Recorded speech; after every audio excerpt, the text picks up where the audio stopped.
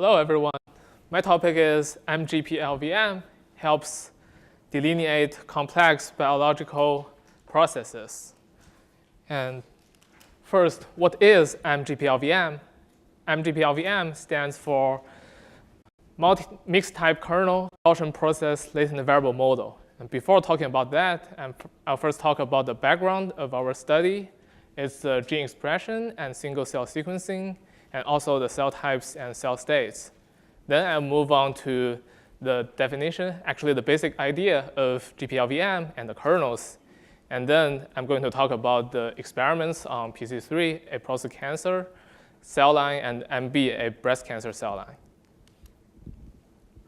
So first, the gene expression.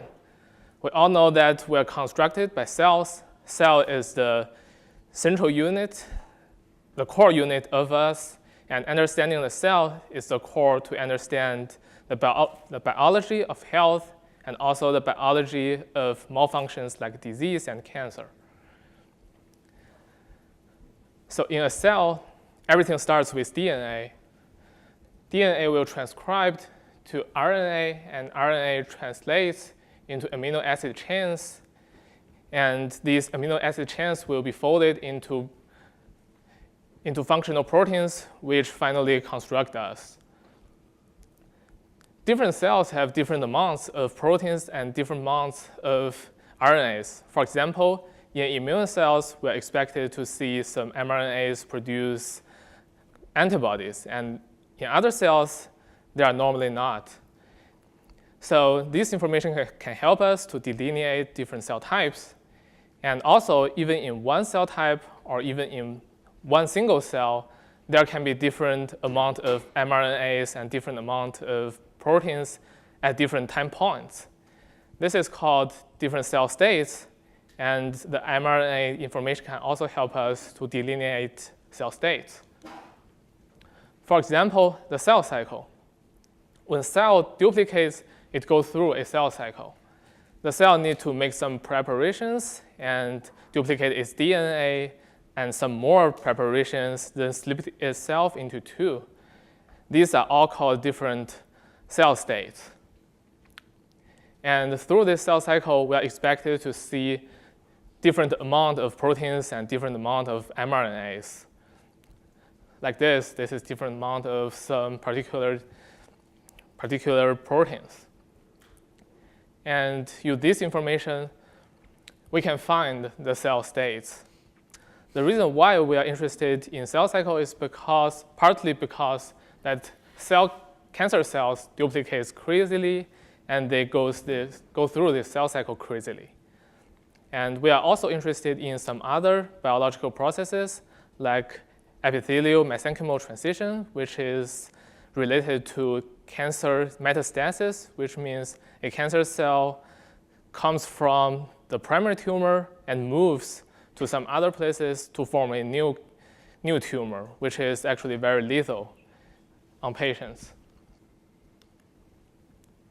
And luckily, we have single-cell sequencing technology nowadays to sequence the mRNA expression data from each cell. So it's like we can take out a tissue from the patient and then dilute the cells and get the RNAs, sequence it into a matrix like this. There are normally hundreds or thousands of cells and hundreds to 10,000s of genes available in the matrix. In a perfect world, if we want to study a biological process a cell goes through, we want to sequence the cells multiple times at different time points. However, a cell cannot survive sequencing. So this means if you sequence a cell, it will die, it will be destroyed, and you cannot sequence it twice at another time. So in reality, what we do is to really take out a tissue like this, and there are a lot of cells. We sequence them at the same time, and try to find some patterns at the bunch of cells. In order to do that, we have to make some hypotheses. First, if we take out a tissue like this, we expect the cells to be not synchronized. So it means we expect them to be at different states like this. They look like one cell at different states in a cell cycle. And the problem is, even if we have that, we don't have the time information. So this is what we have to infer from the data. So we make another hypothesis that such biological process includes gradual gene expression changes. This will give us some more information about the time of the cells. And actually, this is not the real time. The time I say here is the location of the cell on the cycle. So different cells can start its cycling at different time points, but the time will be unified.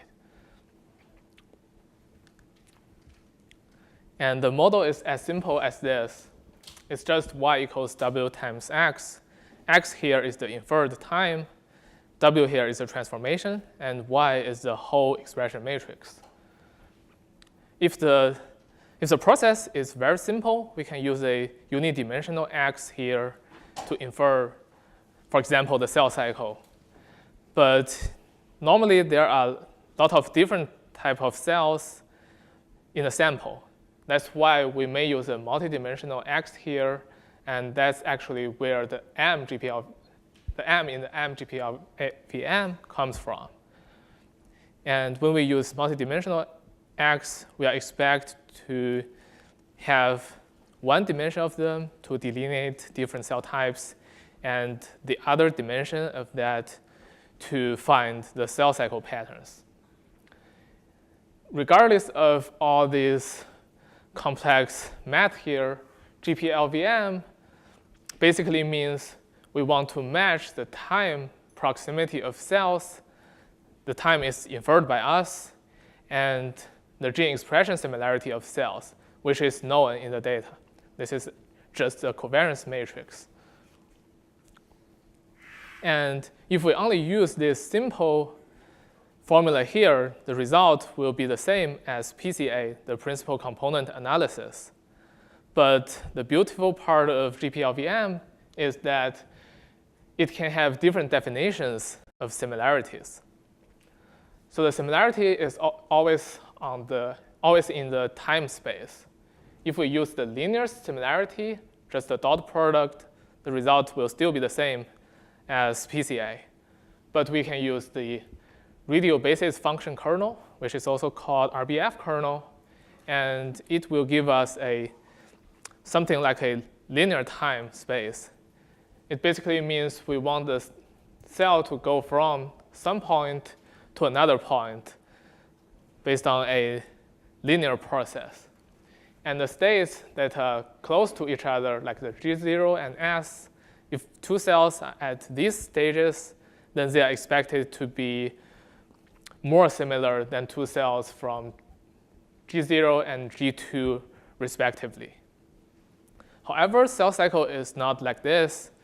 The cell cycle is a circular process, and we expect the cells in the G0 state to be somewhat like the cell that's just in the M state.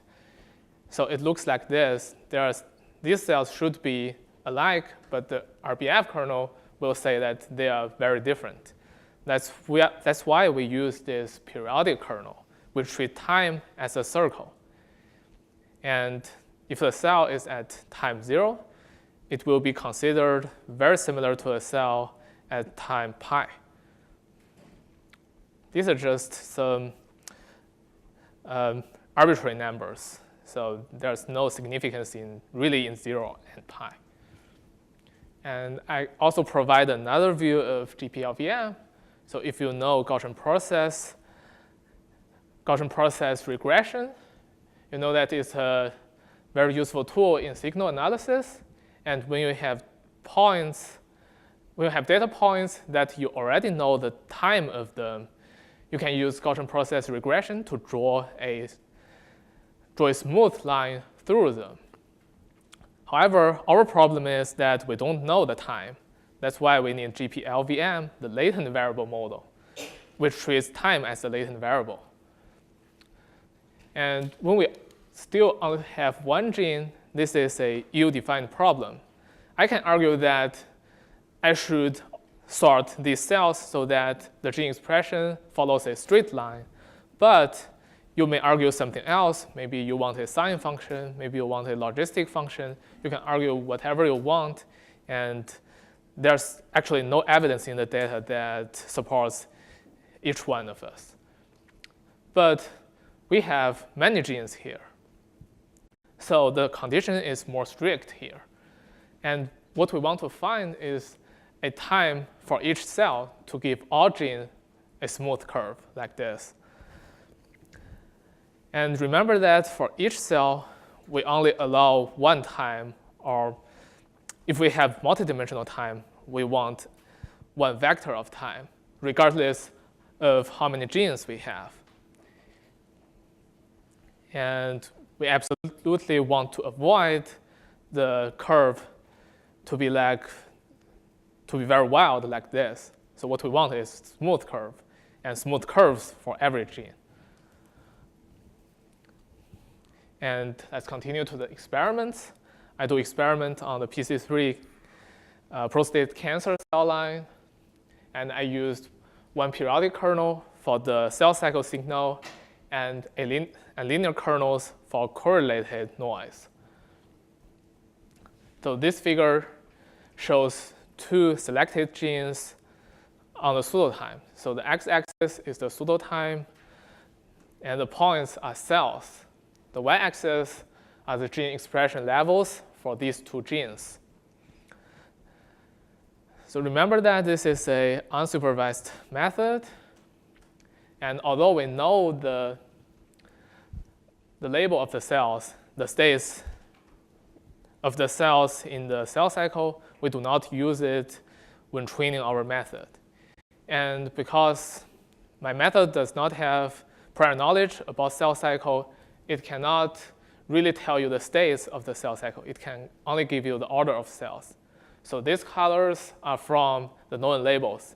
The reason why I use the colors is just to show you that my method can really sort these cells with regard to the cell cycle. And we can also see that in the two genes have opposite patterns. In the first gene, CKAP2L, when it goes up, the second gene, MEF2D, actually goes down. And we can actually see other genes expressions that are in different phases, not exactly opposite, but they're also not synchronized. And the beautiful part of GPLVM is that it can integrate these informations regardless of the superficial differences of the genes.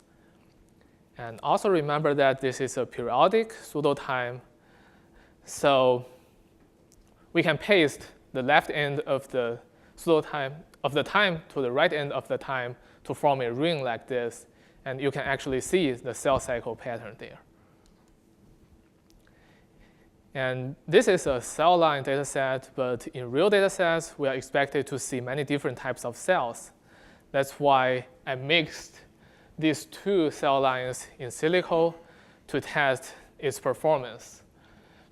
So here I use one RBF kernel in order to find different cell types, and still a periodic kernel to capture the cell cycle information. And in the result, the RBF kernel is on the y-axis, and the periodic kernel is on the x-axis. So on the y-axis, we can see that this method separates two different cell types pretty well. And on the x-axis, we can still see the cell cycle pattern. So like from the red states to the green states and to the blue states in both two cell types. I do some comparison with PCA on the top and TSNE at the bottom. And what we can see is in these two comparison methods, they can also separate the cell types, but they cannot give an axis like this that can delineate different cell states in the cell cycle.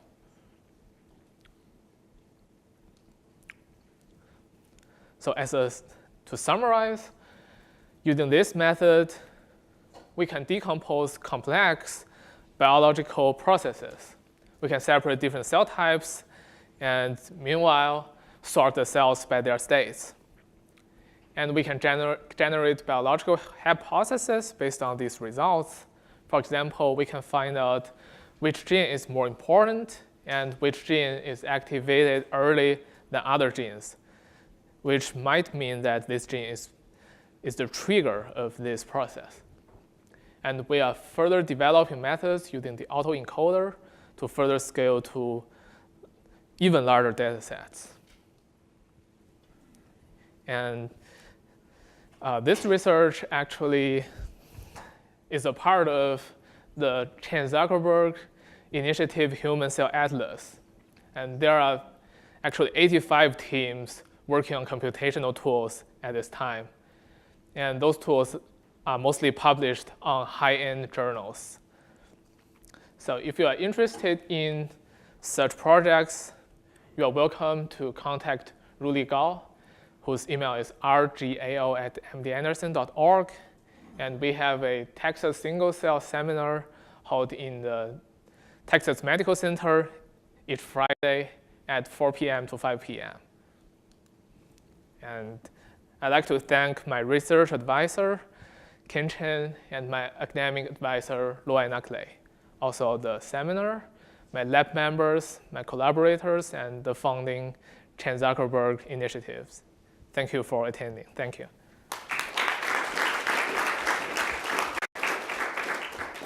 Okay, so any questions? There's no variation to be found from like the size or the similarities of the tumors being used. Like, have you tried the Gini coefficient to see how it changes in the dissimilarity in the data set? I'm sorry, you mean The dissimilarity amongst the classes of the cells?